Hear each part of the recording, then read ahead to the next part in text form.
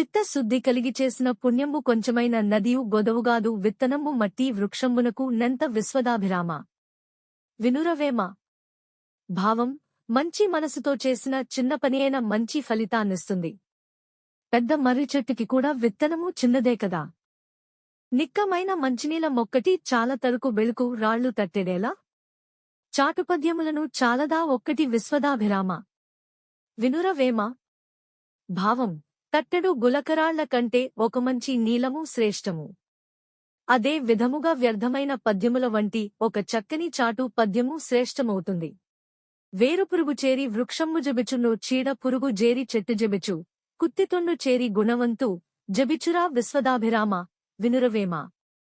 భావం: వేరువురుగు పెద్ద వృక్షాన్ని పాడుచేస్తుంది. చీడ పురుగు చిన్న చెట్టుని నశింపజేస్తుంది. చెడ్డవాడు గుణవంతుని చేరి అతన్ని నాశనము చేస్తాడు.